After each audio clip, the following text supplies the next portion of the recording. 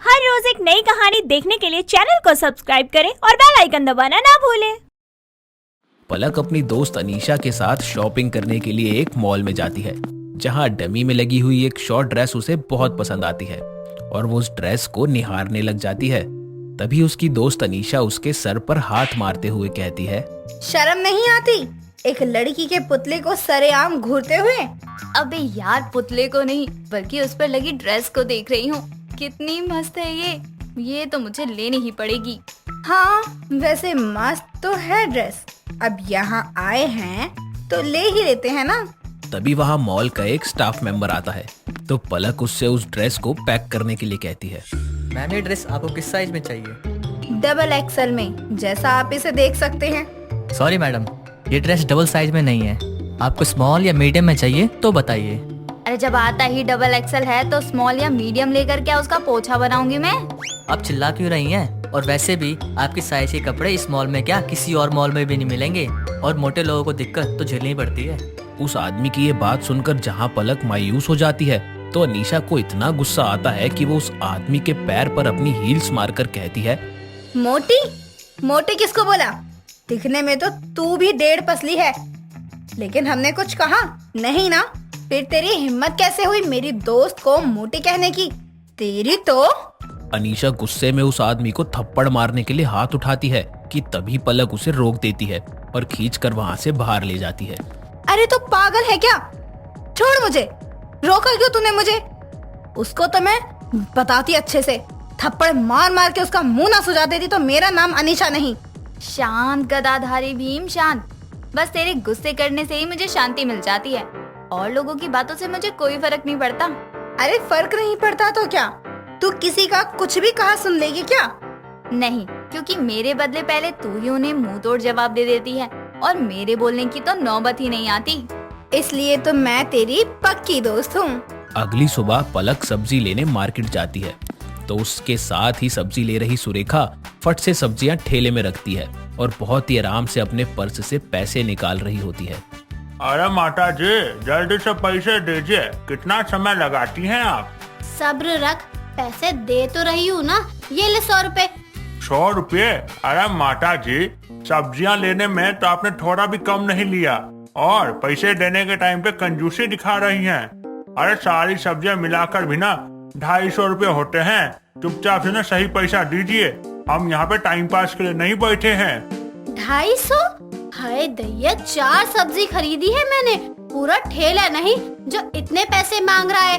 वैसे बीच में बोलने के लिए माफी चाहूंगी, लेकिन जिस हिसाब से महंगाई हो रही है, 250 रुपए में ठेले की सारी सब्जियां तो क्या ठेला भी नहीं आएगा आंटी। उसकी ये बात सुनकर सब्जी वाला जोर से हंसने लगता है तो वहीं सुरेखा उसे घूर कर देखने लगती है और सब्जी वाले को गुस्से में पैसे देकर वहाँ से चली जाती है। कुछ देर में जब वो घर पहुँचती है तो देखती है उसका बेटा अनिकेत खाना बाहर से ऑर्डर करके खा रहा होता है। तभी वो उसके सर पर जोर से मारती है। क्या रे निकम्मे, ये सारी कमाई क्या ऐसे ही बर्बाद करेगा तू? माँ, खाते हुए तो इंसान अपने दुश्मन को भी नहीं मारता, आप तो अपने सगे बेटे को मार रही हो। अरे यार, आपने खाने के लिए कुछ नहीं बनाया था, इसी के लिए तो बाहर से मंगवा के खा रहा हूँ। बना नहीं था तो बना लेता, फालतू में इतने पैसे फूक दिए खाने पर। इतने में तो सोफे का कवर खरीद लेती मैं। अरे माँ, कंजूसी की भी हद होती है। 150 रुपए में कौन सा सोफे का कवर आता है? महान हो आप। और तू शैतान, आजकल के बच्चों को तो बचत का जरा भी ज्ञान नहीं है। ये बड़बड़ाते हुए सुरेखा वहाँ से चली जाती है। समय बीतता रहता है। एक रोज सुरेखा शाम के समय पार्क में टहलने के लिए जाती है। तभी उसे वहाँ अनिकेत नजर आता है, जो एक लड़की का हाथ पकड़कर वहाँ टहल रहा होता है। ये अनिकेत इस समय ऑफिस की जगह पार्क में क्या कर रहा है, और ये मोटल्ली कौन है इसके साथ? अभी पता लगाती हूँ। तभी सुरेखा दबे पांव दोनों के पीछे चलने लगती है। चलते चलते रास्ते में पत्थर आ जाता है और सुरेखा की नजर नहीं पड़ती और वो उनसे टकरा जाती है। तभी वो लड़की उसे बिना देखे सुरेखा पर भड़क जाती है। कौन बदतमीज है? देख कर चलने में मौत आ रही है क्या? सुरेखा को देखकर अनिकेत हैरान हो जाता है और पलक का हाथ पकड़कर भागने लगता है तो सुरेखा भी उनके पीछे पीछे भागती है। अरे हम ऐसे भाग क्यों रहे हैं अनिकेत? क्योंकि वो जो औरत है ना जो पीछे भाग रही है, वो कोई और नहीं, मेरी माँ है। अरे रुक नालायक, भाग कहाँ रहा है? अनिकेत, मैं और नहीं भाग सकती। और फिर अपनी माँ से कैसा डर। इतना कहकर पलक और अनिकेत रुक जाते हैं और सुरेखा के आने पर दोनों उसको सारी कहानी बता देते हैं, जिसे सुनकर सुरेखा का दिमाग खराब हो जाता है और वो उनके रिश्ते को मंजूरी ही नहीं देती। लेकिन अनिकेत भी अपनी जिद पर अड़ जाता है और पार्क में ही सुरेखा के पैर पकड़ लेता है। पार्क में आए सभी लोग सुरेखा को अजीब तरीके से देखने लगते हैं, तो सुरेखा अनिकेत की बातों में आ जाती है और बीतते समय के साथ दोनों की शादी हो जाती है। एक रोज पलक राशन की लिस्ट तैयार करके सुरेखा को थमा देती है। कुछ देर में सुरेखा जब राशन का सामान लेकर लौटती है तो इतना कम सामान देखकर पलक सर खुजाने लग जाती है। माँ जी, लिस्ट में तो मैंने बहुत सारा सामान लिखा था, तो क्या आप आधा ही राशन लेकर आई हो? आधा नहीं, जरूरत के हिसाब से लेकर आई हूँ। तेरी लिखी फालतू की चीजें नहीं लाई। माँ जी, काजू बादाम फेस वॉश ये सब फालतू की चीजें कब से हो गयी? काजू बादाम खा खा कर ही तो इतना मोटापा है तुझे। और ये फेस वॉश क्या होता है? साबुन है, उससे धो ले मुँह। खामखा खर्चा बढ़ाती रहती है। आप भी तो बिना बात की कंजूसी करती हैं। जैसे आपके लिए बाकी का सामान जरूरी है ना, मेरे लिए ये सारा सामान जरूरी है। और मैं मोटी नहीं, हेल्दी हूँ, हेल्दी। पलक सर पकड़ते हुए वहाँ से चली जाती है। बीतते समय के साथ दोनों सास बहू एक दूसरे की कमी को लेकर तानेबाजी किया करती थी। ये देखकर अनिकेत दोनों का मूड अच्छा करने के लिए उन्हें बाहर डिनर के लिए एक रेस्टोरेंट में लेकर जाता है, जहाँ पहुंचकर दोनों बहुत खुश होती हैं। लेकिन मेन्यू में खाने का रेट देखकर सुरेखा जोर से चिल्लाती है। 200 रुपए की एक प्लेट राजमा चावल?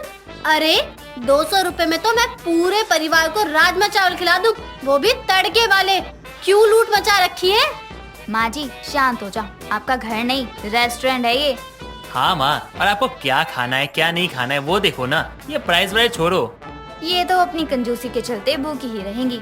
अनिकेत, मेरे लिए तो तुम तंदूरी दाल और नान ऑर्डर कर दो। हाँ हाँ, क्यों नहीं। यही सब ठूस कर फैलती जा तू। देख देख, एक कुर्सी पर आ भी नहीं रही है तू। अरे बस भी करो, शांत हो जाओ दोनों के दोनों। जब देखो तब लड़ते रहते हो, एक दूसरे को ताने देते रहते हो। माँ देखो, आज के लिए ना आप भूल जाओ कि आप एक कंजूस औरत हो।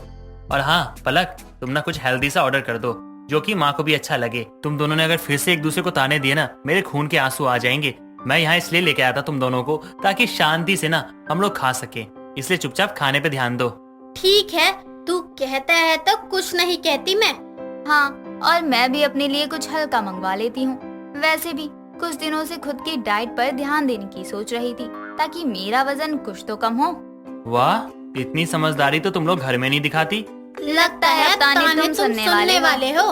उनकी ये बात सुनकर अनिकेत डर जाता है और जल्दी से वेटर को बुलाकर खाना ऑर्डर करता है, जिसके बाद तीनों हंसते खिलखिलाते हुए डिनर करते हैं।